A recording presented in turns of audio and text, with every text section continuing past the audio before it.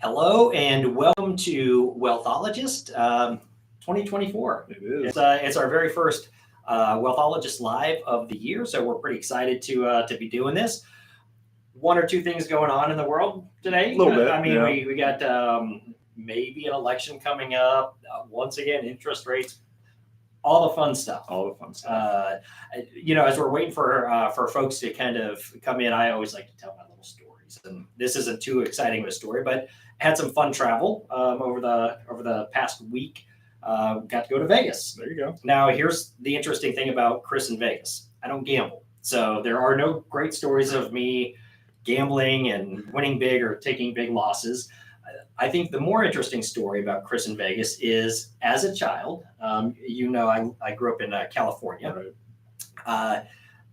For family vacations, we used to go to Vegas all the time. Okay. And, we're talking about a different world, Jacob. This is a different world than you grew up in, because there was a casino that my parents would go to, and they would gamble. They weren't big gamblers, but they would go there, called Circus Circus. Okay. And Circus, their whole premise, and this just seems like such an oddball thing, was on the ground floor, it was gambling for adults. And then on, I think it was the second floor, it was like a carnival for kids. And parents used to say, okay, kids, go to the carnival upstairs and run around like idiots and have fun, and here's some money. And we're going to be downstairs gambling. I could not imagine today that being the reality with my kids. And if I ever went to Vegas with them, they didn't go to Vegas with us because Vegas has changed since I was a kid as well. It's a little bit stranger. I'm gonna go ahead and tell you one cool thing we did do though is we did go to the Sphere, which was. I've heard a lot of good stuff about that. Here's the thing. For a big movie, it was a little expensive. Yeah. But it's also pretty neat when you roll up to this thing. The way that they did this, it was pretty amazing. But nonetheless, I'd say worth it for a one-time trip. Yeah. But to go back again, I don't know. You'd have to really talk me into spending that to go and look at a big glowing movie. Anyhow, all right. So we're gonna go and dig right in. There you go. As always, we're excited to kick off 2024 just because this is going to be an exciting year because there's going to be a lot of moving pieces and parts. Of course, as the past year and a half has been a lot about interest rates, we're going to be digging a lot into interest rates but I think the theme's going to change quite a bit this year, or it should. We're expected to. Yeah, we're going to talk about some election stuff, but let's kind of dig in. And I do want to start with the area of interest rates because past couple of years, it's always been the conversation of interest rates going up, Right. and the impact of that. Now we're starting to hear that concept of, hey, interest rates are going to be pulling back. Right. Let's talk about that a little bit. Yeah, no, I think it's very, very pertinent and what we want to talk about starting out. So it's interesting. The Fed, they're going to meet in the last day of this month in January, and they forecasted that we were going to get about probably three interest rate cuts for 2024. And, taking a half step back, obviously this is all important because, as we've talked about before, interest rates really drive the markets and the economy over time. So the markets have actually priced in about 1.5% of interest rate cuts by the end of this year, which is quite a bit more than what the Fed is letting on. Additionally, there's about a 50% chance or probability that we get an interest rate cut in the first quarter of this year. So we're paying close attention to that. Obviously, that can change over time, based on the incoming data and all the things that we talk about. But one thing I did want to mention is there is a chance that we maybe get rate cuts that are front loaded. And so we've talked a little bit about that before, but kind of what that means is rather than getting interest rate cuts towards the end of this year, we could see front loaded beginning of the year, kind of into the first half of the year, because the Fed may not want to be too politically or appear to be too politically motivated in the fall. Plus, it's a good way to kind of test the waters. Just drop an interest rate decline in there a little bit, see what happens, right. And try not to, for political reasons and a bunch of other reasons, just not shake up the world. Yeah. It's going to be interesting too, though, when interest rates do begin to drop, and as you said, the market's priced that in there. It'll be interesting to see how quickly things like the real estate market change. Right. The other thing that I just talked about on our Wealthologist Weekly around this is the impact that will have. People that have been throwing money into money markets because they've been paying well. Right. now that rates start to drop, those money markets are going to reflect that. Yep. And that is one of those areas that we have to look at and say, well, that money will probably start seeking a home, and it's likely to go into, things like the market. Yeah. So folks that get a little bit worried about the interest rates changing and what that means to the market, there could be some freed up cash that just drives into the market at some point. Yeah, that's very true. And we'll talk a little bit more about cash here in a little bit. But the other thing I wanted to mention too is just historically speaking, and this is interesting, but from, if we look over long periods of time over averages, typically the first rate cut, occurs around 7 months after the last rate hike. So our last hike, as we all know, was July of last year.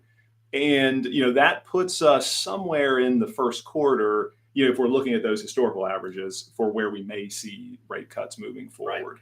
So we'll see how all of that pans out. The Fed funds futures, that's kind of a mouthful. It's just the market pricing in. They're pricing in about 6 rate cuts. This year? Yeah, this year. So it's quite a few. I don't know that we're going to get quite that much. There's a small chance we get a rate cut this month. I don't think that's going to happen. Our view is that we get maybe 4, maybe 5 rate cuts, and we could see the first one in March potentially. I think that's interesting to think about that many, just because I think about our last Wealthologist that we did. There was a talk of, well, maybe sort of kind of, and now to hear that they're talking about 6, that's a pretty aggressive number. So let's kind of shift our focus a bit, and let's talk about markets, and really let's talk about how they're performing right now, what we're looking forward to this upcoming year. I think we're going to probably come out with a little bit more of a formal discussion on a 2024 outlook, but for right now, what's it look like? Yeah, this year for me, what we've been thinking about is this is kind of the year of normalization. So what I mean by that are 3 things. Inflation obviously is going to be reducing down. Kind of we expect it in a 2 to 2.5% range once we get to the end of this year. Now, the breadth of the market is also exposed to expand, and what I mean by that, and we'll talk a little bit more about this in just a second, but the market really this past year, obviously we've talked about it a lot. It's been driven by a handful of companies, that have really, the big companies, your Apple, your Microsoft, your Google. Those are the companies that have really driven the market over the last year. We're expecting that to normalize and really not to continue like we saw last year. And then, moderating growth in the economy. I think the economy is going to slow down some. We're going to see that deceleration in inflation. And, I think growth is going to be lower this year. We're not expecting a massive slowdown. I know you and I have talked about that a lot, but definitely more, moderation from last year. It's interesting. You talk about how a couple of main companies really drive the market. Right. I was at Fidelity's headquarters up in Boston back in December for a couple of meetings. And they had a great illustration, and they update this paper charts. You would have loved it. It's just gigantic room of paper charts, and a little outdated. But they showed basically the size of the companies that are driving the S&P 500. Yeah. And when you looked at this gigantic wall of roughly 500 companies, you saw so much of the growth of this past year has just really been in the hands of 5 to 10 companies. Yeah. It's been amazing. It's pretty wild. Now, conversation has also been around recession. Soft landing, hard landing. What's it look like? So, what's a smart money saying right now? Yeah, I mean, I still think there's a possibility for a mild recession, in 2024. I do think there's some points though that we want to talk about with that, because there are a few risks that I think could potentially drive us into a recession, and we'll just talk on 2 of those. One of those, I don't want to sugarcoat this. I also don't want to be a fear monger, but our U.S. government it's not a good fiscal position that we're in. Interest payments are about $1 trillion per year on our U.S. debt, which we talk about this and I say those numbers, but that's just a big number. When you think about it, U.S. debt is about 120% of GDP. So there's those issues. Candidates don't seem to be really have any interest to kind of rein that in their talking, which is disappointing, but it's the world we live in. But I think the more important area that we have to watch out for is just the geopolitical escalation too. That could potentially, could drive the markets one way or the other. We we know what we're dealing with there as far as just the Russia-Ukraine issues, Middle East, China, and Taiwan.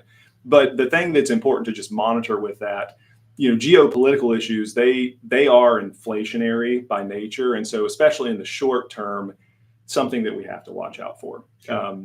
All that said, I do think, and we still feel as a firm, that there is reason to be cautiously optimistic on the markets and the economy. There's the opportunity for growth in the market this year, but definitely less than last year, because last year was just a market that really did go gangbusters.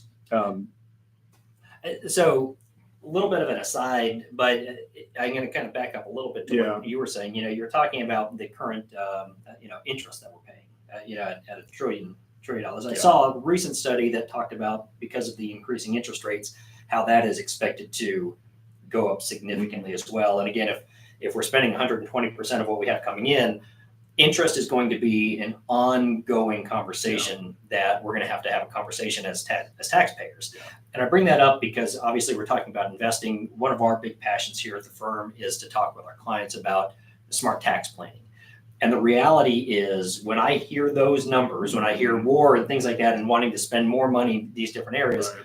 the thing that jumps out to me is, at some point we've got to pay for it. And the way we pay for it is we either inflate money, Right. or we tax the heck out of people. Yeah. And we know that the tax code is set to change and revert at the end of 2025. And the tax rates will become more aggressive. I'm just telling everybody this because there is that opportunity over the next, really, 2024 and 2025. If you're wanting to do some tax planning, now is the time to do it. That window, it keeps getting shorter and shorter and shorter. People always bring up, well, what if somebody comes into the office and they're able to change the tax code again? Right. Look, it's possible. It is possible. Yeah. The reality is, interest rates and the interest we're paying as a country and our expenses continue to be a real red flag. Yeah. And because of that, at some point, somebody's got to get into that office and just say, we got to deal with this, and it's going to be through some sort of taxes. Yeah. Would be my guess. And I know there's always the talk, just tax the rich people. It never really works out that way. There's a lot more people in that middle class Right. that are easier to tax. And maybe it's not a direct area of taxation that is as noticeable, but they sneak in some taxes. I know. I went off there. No, it's good. Hey, it's relevant. I think that that's important to talk about. It is. The other thing too, there are two areas that, just from a growth standpoint in the market, we're looking at it. And the first one probably may surprise some folks, but there are the impact of the election, right? And there are those trends within the 4-year cycles. And so this is kind of an unashamed plug for our next month, that we'll talk a little bit more about the election. But there are, a lot of statistics and analysis out there that I want to dig into next time we'll talk about, that point to this year not being potentially as bad as some people may think, because it's an election year for the market. So there's that trend. There's also earnings growth that we are expecting this year. So, there is evidence, I think, that is building that does tend to support a soft landing ultimately.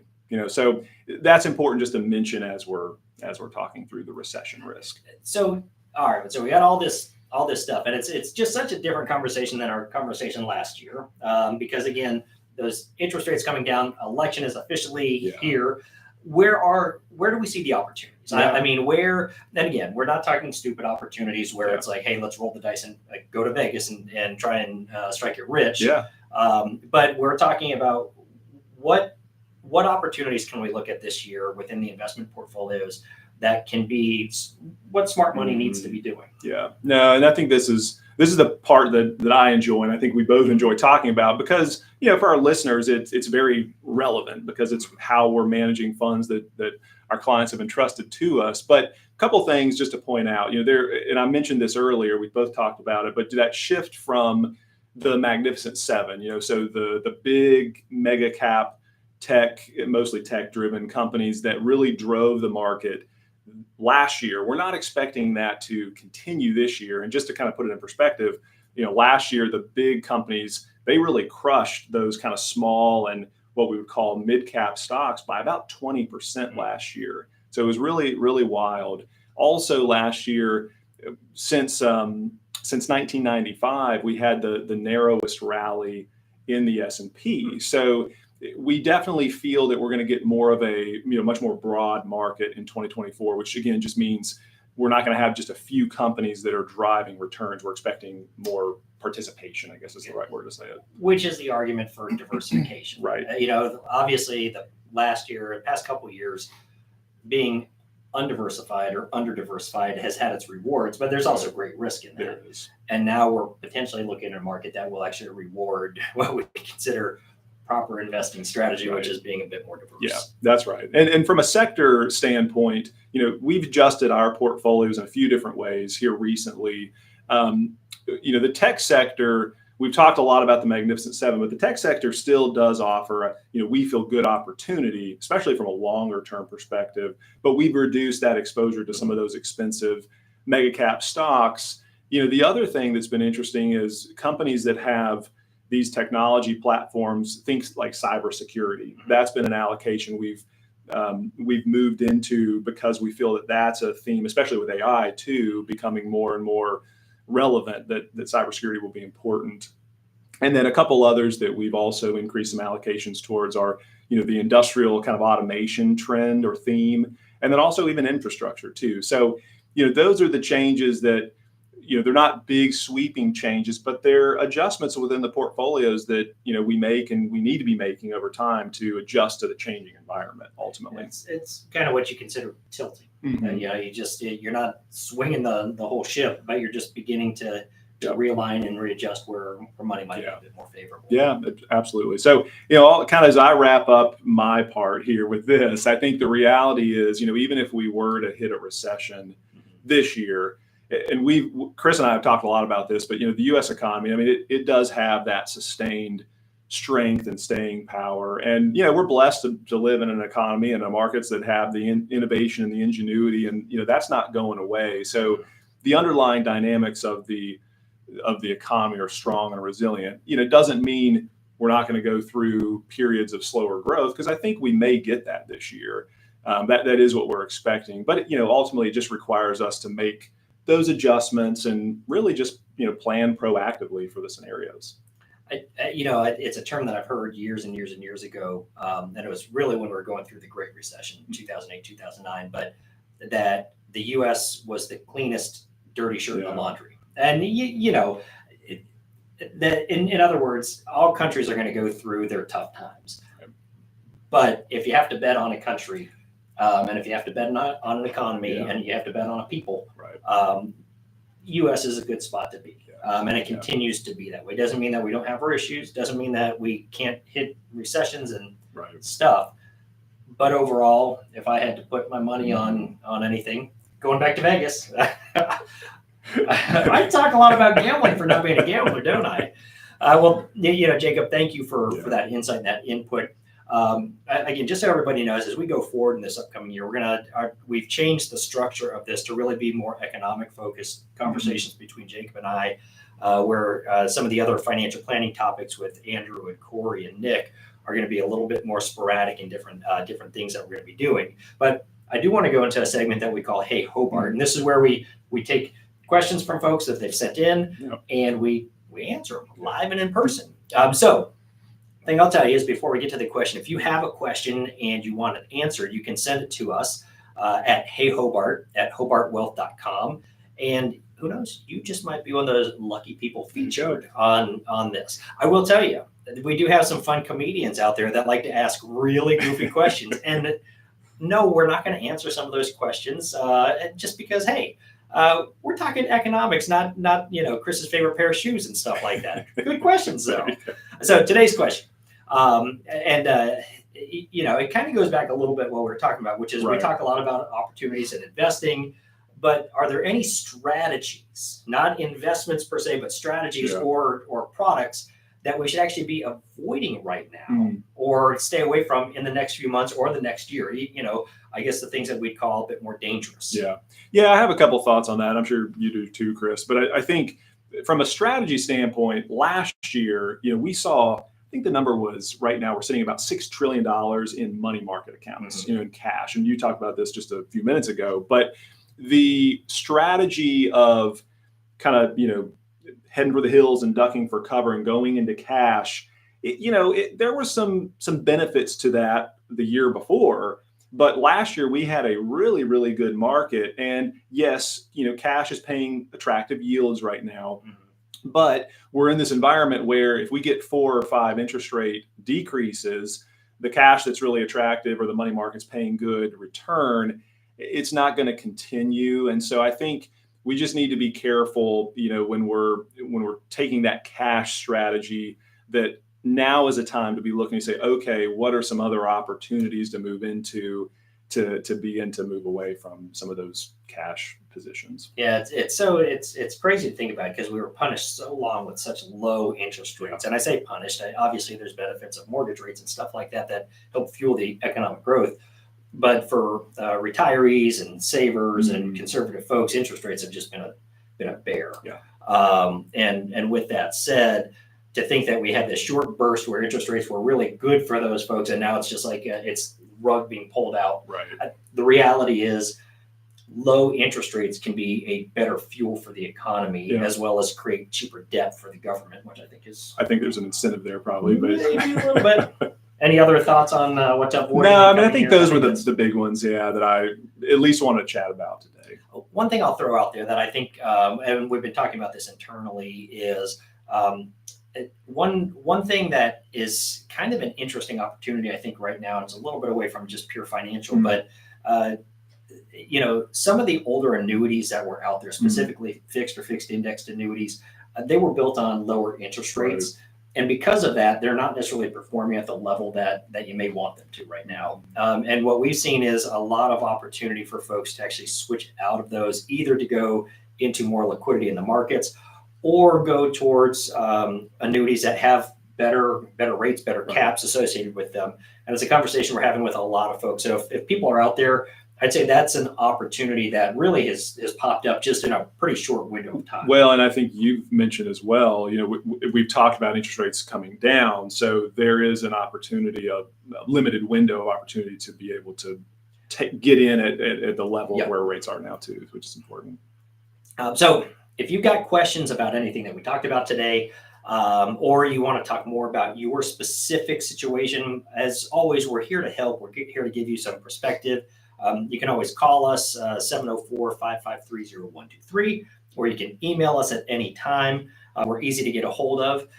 As I've mentioned before, we're going to continue the Wealthologist series into 2024. So keep your eyes on your inbox and look out for the February event. Like you mentioned, we're going to be talking a lot more about politics, the impact of Republicans, Democrats. What does that mean for the market? That's going to be coming in the upcoming months. We've got some really good content around that we've been building and researching so we can educate you more. We're going to continue to send you our weekly updates as well and our insights into what's going on with the markets and financial planning. But for now, that is all for January 2024. We hope you have a great rest of your week, and we will see you next month.